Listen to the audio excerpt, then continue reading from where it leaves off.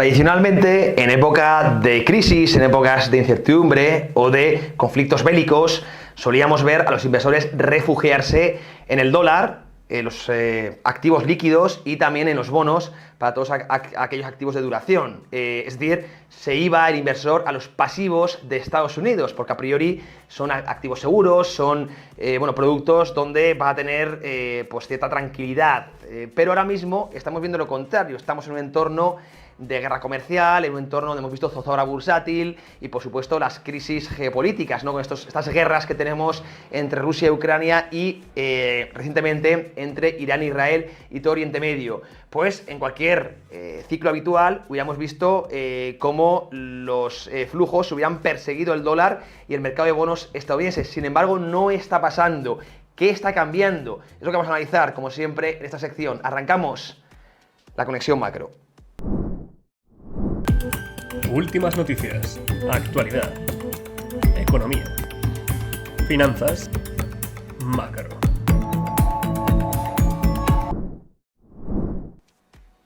Y vamos a ver este cambio histórico, porque, lo dicho, el hecho de no ver flujos perseguir al dólar demuestra un deterioro brutal de la confianza de Estados Unidos. Yo siempre he dicho que hay dos factores que han causado esto. El primero es un error histórico que cometió Estados Unidos en el año 2022 cuando congeló o expropió las reservas rusas, saltándose todas las leyes internacionales.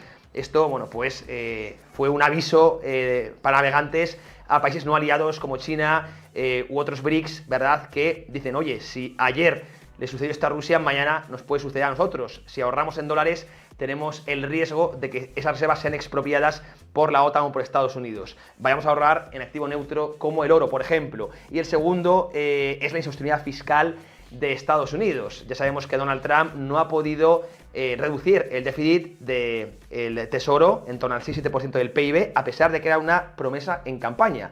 Y no es que no haya querido, sino que no ha podido, que es lo que más miedo genera al inversor. Es decir, es un tren, el de la deuda, que no para nadie. Entonces tenemos dos factores que, claro, machacan, atentan contra la confianza del Tesoro estadounidense. No olvidemos que el dólar y los bonos son pasivos del Tesoro americano, por lo tanto, es lo que se está poniendo en tela de juicio. Y por eso estamos viendo que en un entorno de crisis o de potencial crisis, de incertidumbre geopolítica, de guerra, el inversor no se está refugiando en el dólar. Vamos a ver la primera de las imágenes para analizar cómo podemos estar ante un cambio de hegemonía o incluso del sistema monetario tal y como lo conocemos.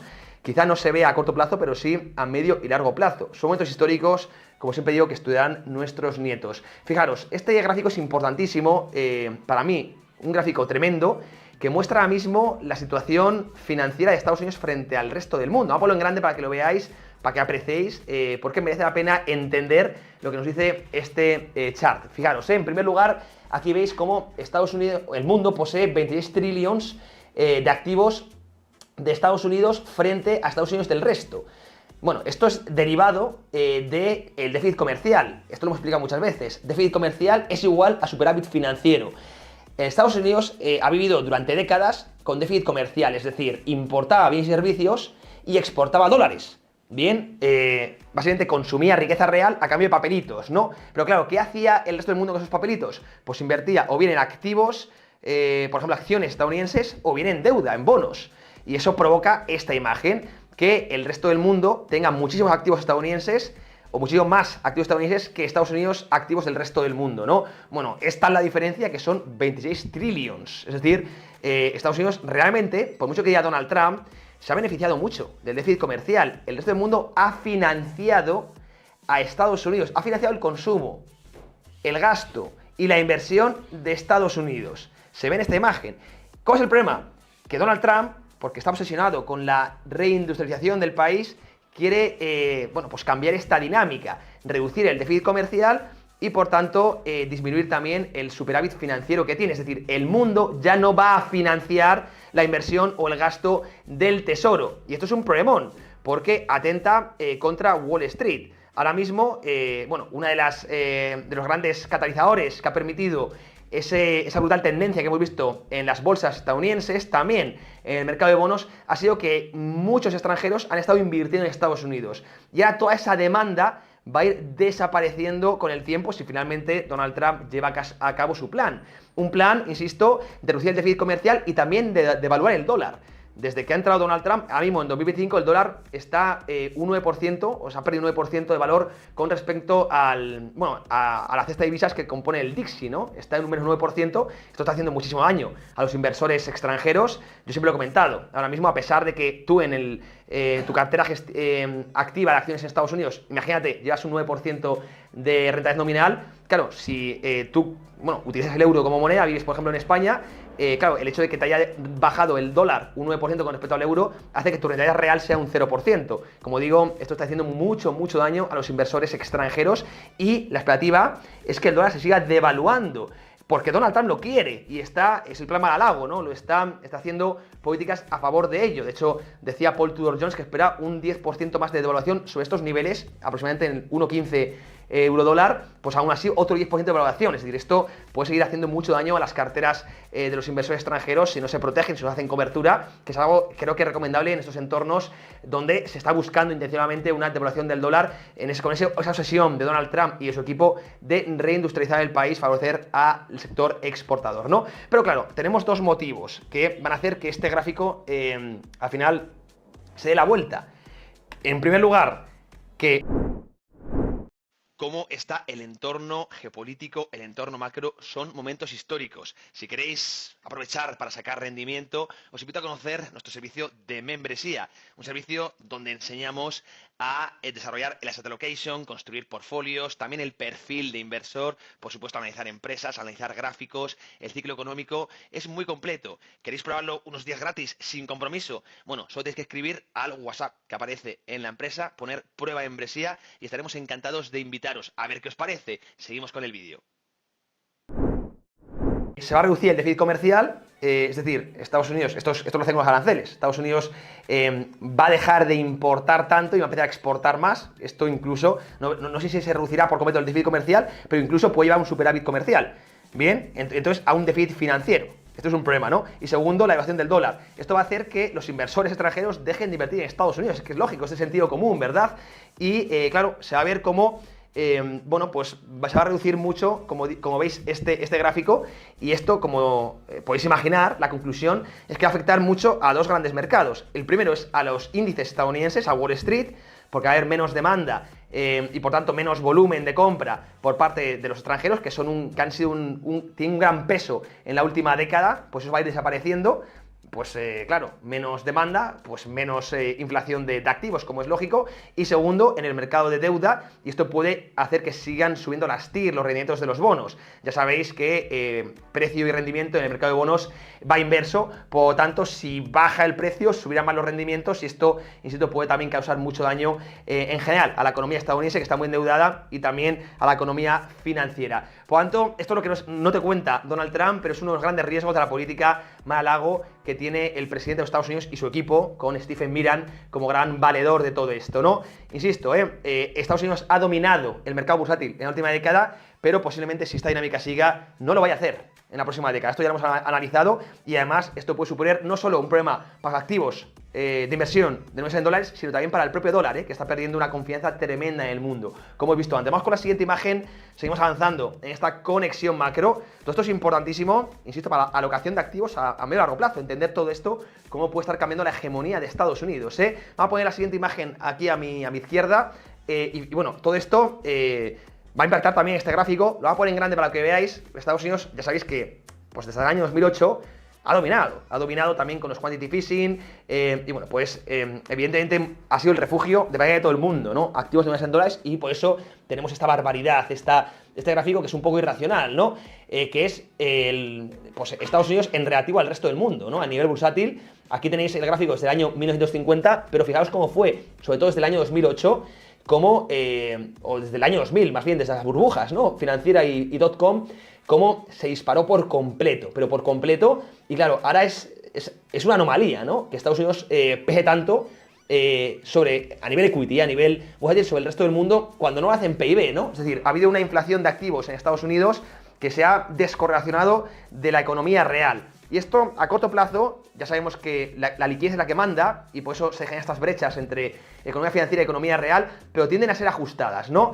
Y esto va muy de la mano, fijaos como ya está cayendo un poco el peso de Estados Unidos en comparación con el resto del mundo, justo cuando entró Donald Trump y justo cuando empieza a aplicar esta agenda que va a ser muy mala para Wall Street. Veremos si para Main Street es bueno o no. Aquí hay un debate quizá más profundo, pero desde luego sí que va a ser muy mala para Wall Street y por eso yo siempre he hablado de la década perdida en Estados Unidos. Tenéis vídeos en el canal que lo analizan. Pero es normal que se siga desinflando este gráfico también, es decir, que vaya perdiendo Estados Unidos peso en la capitalización mundial en próximos lustros. Por lo tanto, creo que todo inversor tiene la obligación de poner el foco en otros mercados, por ejemplo, el japonés, el europeo, el chino u otros emergentes. Hay mucho interés, o yo tengo mucho interés en, por ejemplo, el indio o la India, el Nifty, que también está dejando estructuras técnicas, creo que sugerentes, ¿no? Para valorar, así como fundamentales.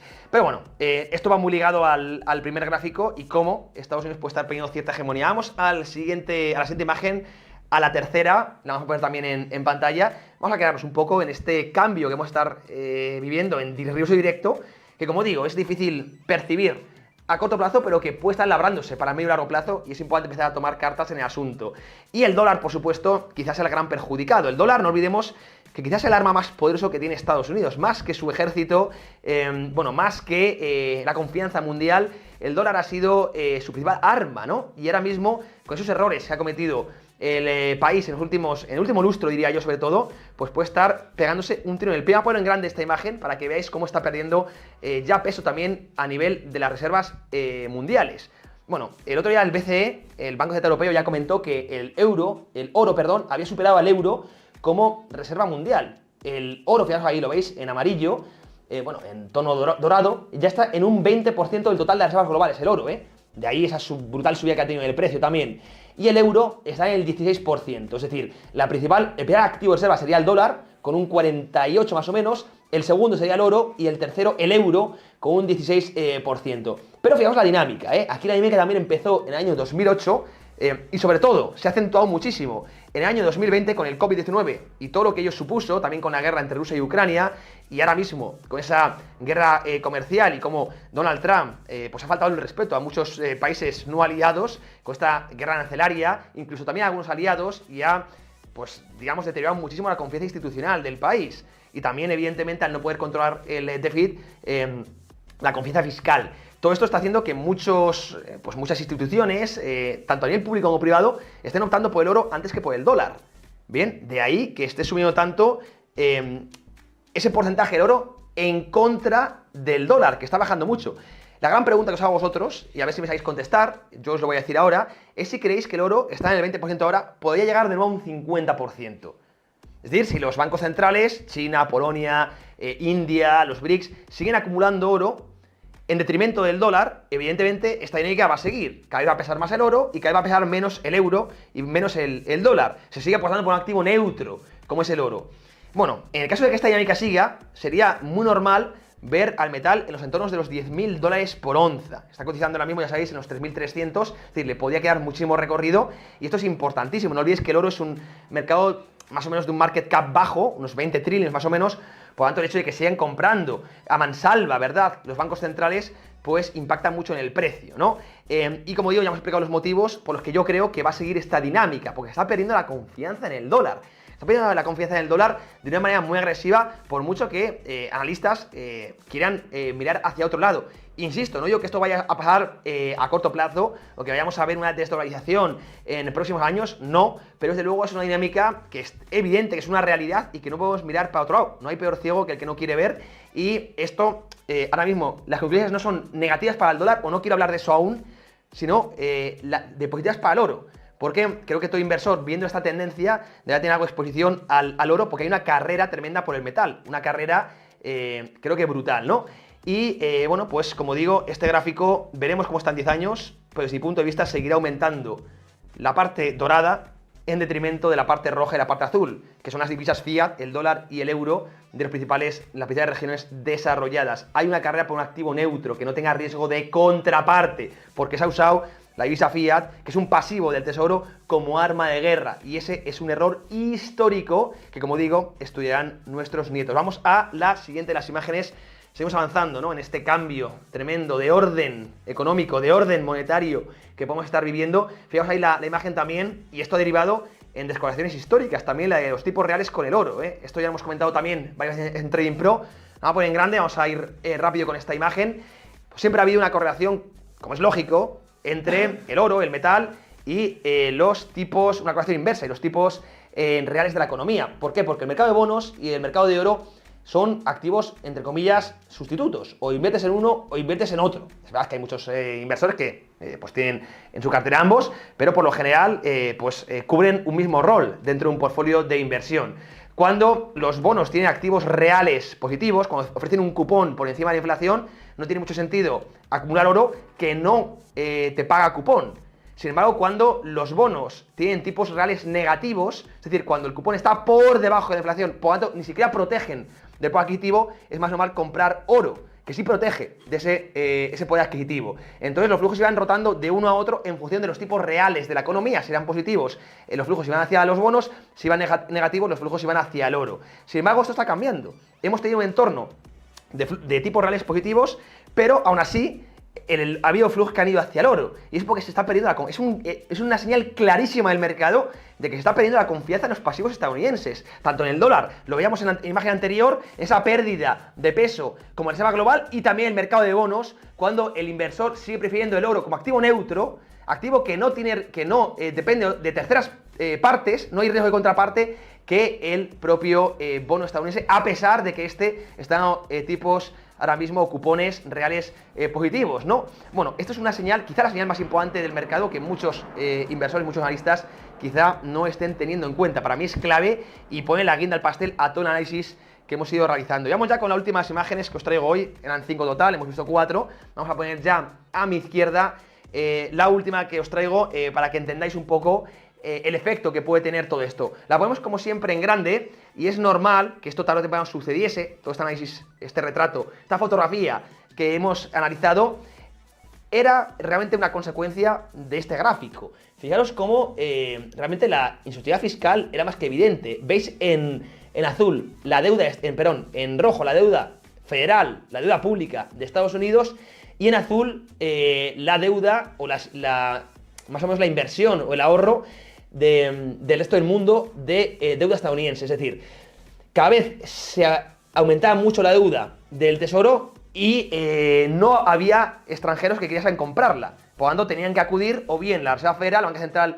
de los Estados Unidos, o bien el sector bancario doméstico, o bien el hogar de Estados Unidos.